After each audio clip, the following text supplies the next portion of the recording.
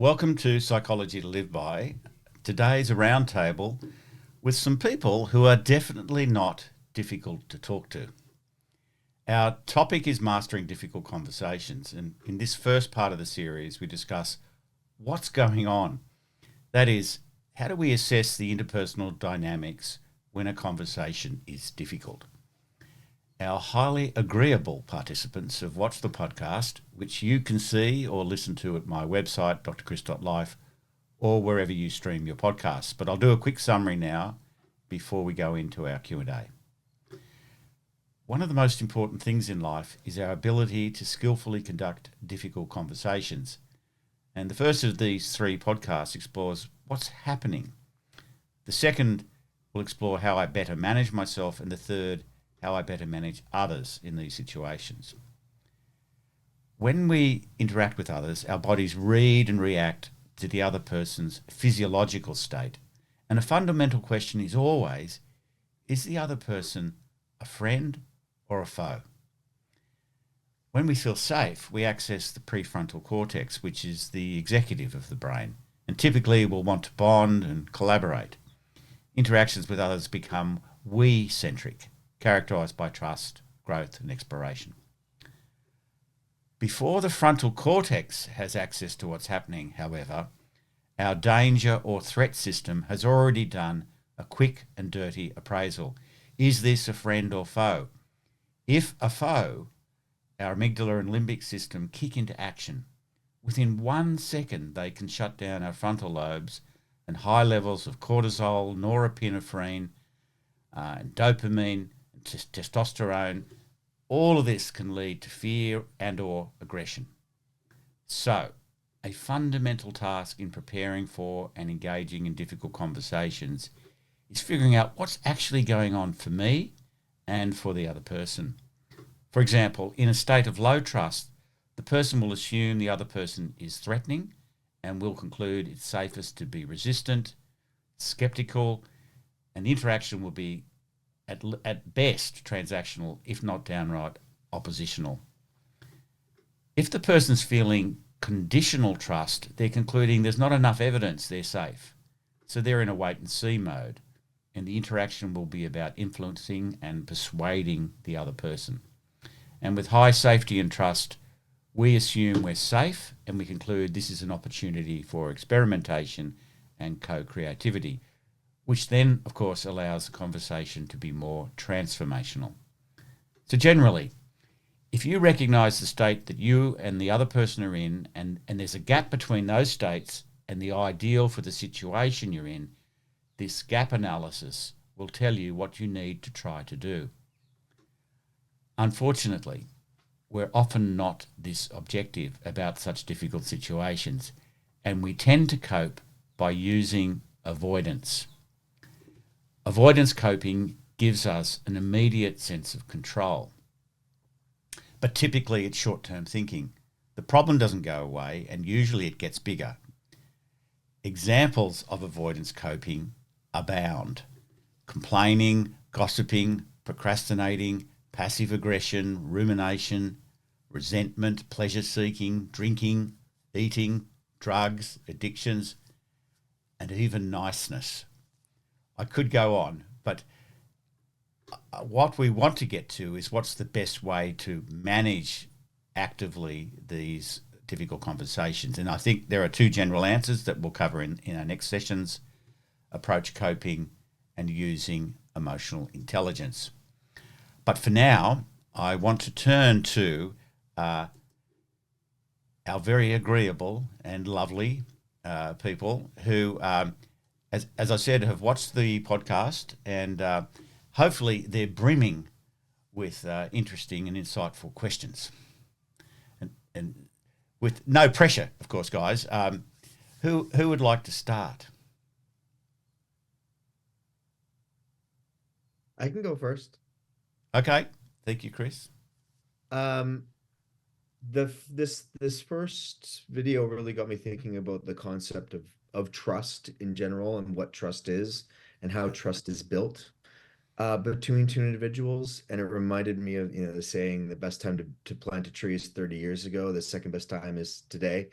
right? With the idea being like building up a structure, a foundation of relationship trust puts Yeah, you in the position when you're having these difficult conversations. You're already set a stage where you've got a better starting point than had you not put in that groundwork previously. yeah. So part A, is that a correct assessment? Like, would you agree with that? Yeah. I mean, there's lots of sayings about trust, isn't there? There's, like, it's often said that trust is a fragile flower, for example. Like it can take a Hmm, long time to develop it, but it can be ruined like very that. quickly. So Yes. that so the tree analogy, the tree might be a little bit more robust than a flower, um, in that. But having said that, I think where that analogy is very useful is that uh, it is human beings don't just trust immediately, um, or if they do when they're young, they soon find that kind of naive level of trust abused, and we have to learn. I think what one author called how to develop mature trust. That is trust with the full knowledge that trust can be betrayed. You know, I tell you a story, Chris. I hadn't thought of this for years. Children have that lovely naive trust, and I remember I was in the bathroom with my son. He was a toddler, and there was a little cricket sitting on the basin, and we're just looking at it, and he was looking at it with that childlike wonder, and he said, "Do they bite, Daddy?" And I said, "I honestly thought that they don't." And so I said, "No, no," and he put his finger on it just to touch it, and this thing proboscis stuck into his finger, and blood came out, and the look of betrayal, the horror that he trusted his daddy so much, like, and I'll never forget that look. But I think that's not a bad sort of metaphor for the way that you know we've all been betrayed at some point. We've all been lied to. We've all been cheated. Et cetera, et cetera. We've all loved and lost. And so I think that maybe the analogy with the tree is it's not just about planting it; it's about nurturing it and caring for it and fertilizing it and pruning it. And Mhm. do you know what I'm saying? Because trust is fragile, but it's absolutely essential. Yeah. Yeah, and we need to be planting lots of trees in those terms. All right. Yeah, but that's a very interesting angle. I hadn't obviously thought about it in that way. Yeah. Is that? And yeah, and it sort of brings me kind of to maybe a secondary question at risk of eating up more time. But are there, and I'm thinking of this in the dynamic of like workplace interactions, Mm, right? mm, First and foremost, but also, I have two small kids that are also, I'm trying to build up trust in a meaningful way with them, but and knowing that often it can't all just be about every conversation is an alignment one and that builds trust, right? Like there are redirections and feedback and all of that stuff along the way. Is there any tips for how we can maybe separate out the need for everything to be positive while also thinking about ways that we can build trust with the people around us? yeah. Okay. And we'll come back a lot to this in the second and third in this series, but that's a really interesting question because I don't think we should conflate having a relationship with trust with always having comfortable conversations. Hmm. Right. So I think we're operating at different levels. If a person feels fundamentally respected, fundamentally recognized and known, um, and you can give them constructive feedback, right? If again, maybe back to your analogy, if the background for the last 30 years is one of respect and trust and so on, then you've got money in the bank, as it were. You've got a balance you can draw on. So Um, yes. So having trust is something that can be a relationship can be robust because you have been investing in it over time. But I often say to managers that you have to earn the right to give negative feedback. Right. In other words, it's very hard to hear that if there's no background of trust and some sort of diet of of positive feedback, of motivational feedback, and the person catching him in the act of doing the right thing. Right. So the other little piece that plays into this, and we were talking about trust as fragile, is just the general human negativity bias. Because you get 5 bits of feedback in a day, 4 of them really positive and 1 really negative. The large majority, not everyone, but there's a bit of personality variation, but the large majority of people take home the negative one. They don't even think about the other 4. So we have to be really good at creating and working on and developing trust, right? But as we'll see, we'll probably come up with the other questions. First, we've got to find out where's the other person located on this trust dashboard, and so on. So that's a nice little segue. Terry and Karen, who would like to jump in now? That is a really good segue, because my what resonated with me, or what my big takeaway was when looking at the concept of what's actually happening, having the self-awareness to step away, that the disengage then re-engage bit. Yes. And for me, it's that reacting over responding. So if I disengage, take a minute, what's actually happening here, having the self-awareness to be able to maybe recognize my own biases, try to approach from the other person's perspective, and then coming back with a response opposed to a reaction. Don't really have a question on this one, but that where the reaction is not helpful, where you can be defensive, and the response helpful, and approaching it for like, maybe even a response of, I sense you are feeling this, and how can I support you, kind of idea. Yeah. So there's actually a few jumping off points there. I think the first one is really interesting.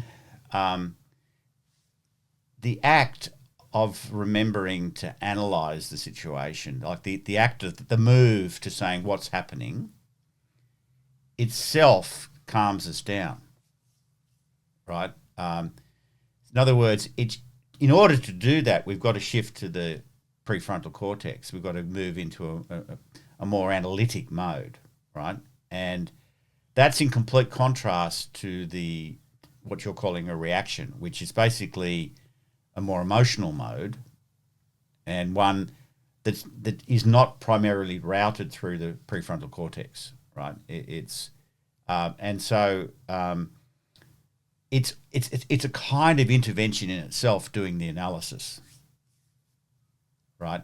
Because, and I sort of map this on in my mind. There's an old theory of interpersonal dynamics called transactional analysis, in which it's often called the parent-adult-child model, and in which the adult state is sort of conceptualized as this kind of objective, present moment awareness. It's a sort of problem solver, a little bit more technical minded, and that's always the refuge when things are going rough, is get yourself into adult and see if you can invite the other person into adult. Right, and from there you can play and move to other states. But so it's a bit like that, even before you even thinking about strategies to use with self and other. This is like the first port of call. It's a strategy in itself to say, and it frames. I mean, one of the strategies is about reframing. And so when you move into, well, what the hell's going on here, or what am I actually feeling? Right, what's my state? You're already in a different frame on the situation. It's now not just, in the situation. You've got this curiosity about the situation, right?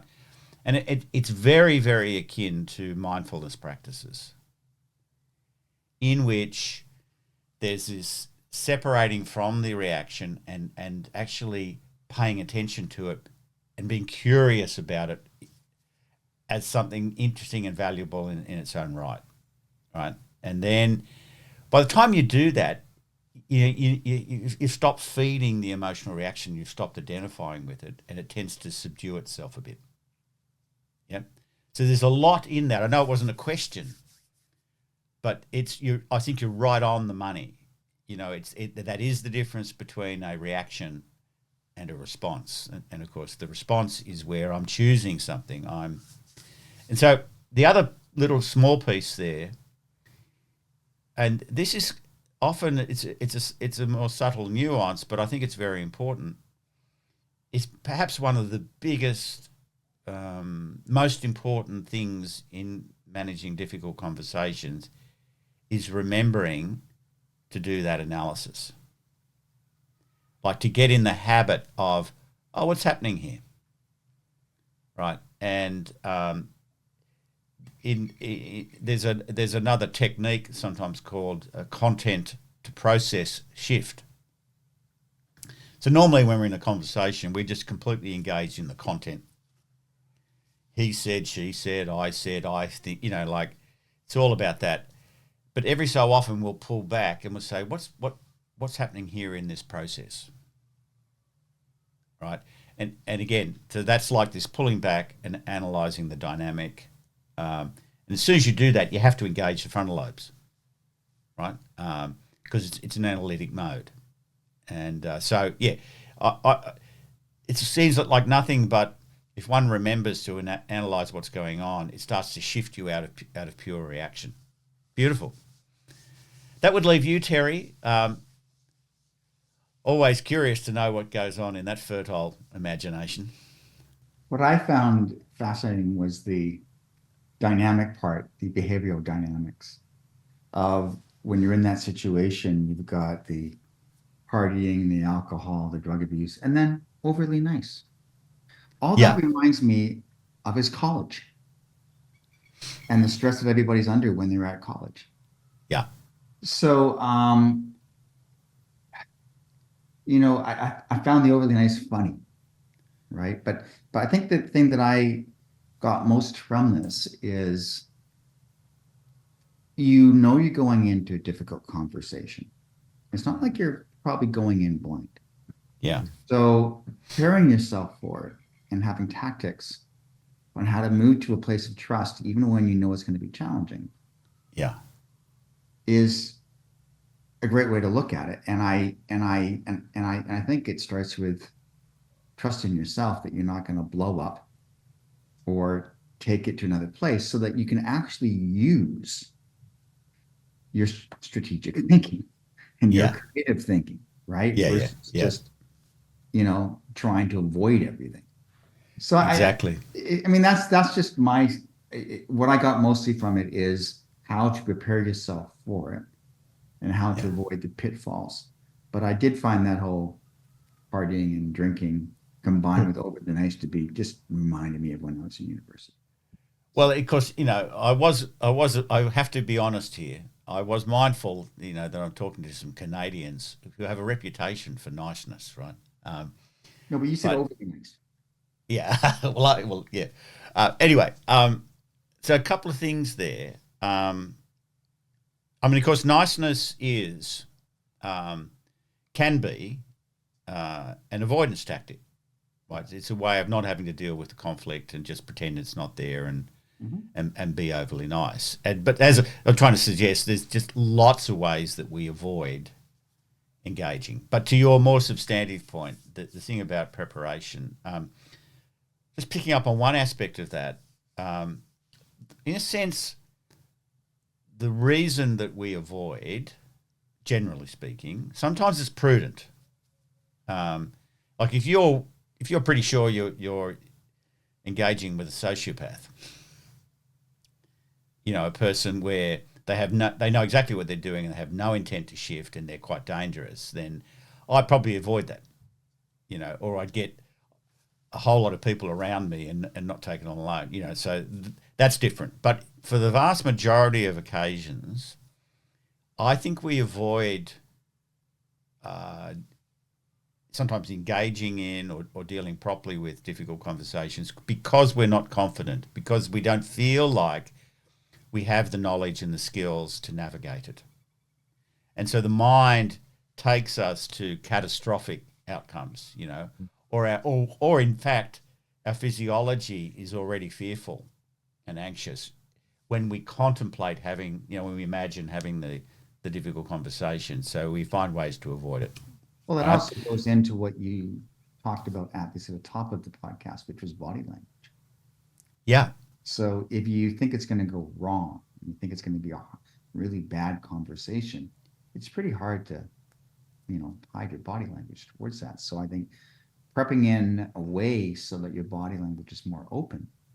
Yes. Just in case there is hope that it can be moved towards the middle and logic can come in and emotions can be pushed to the side.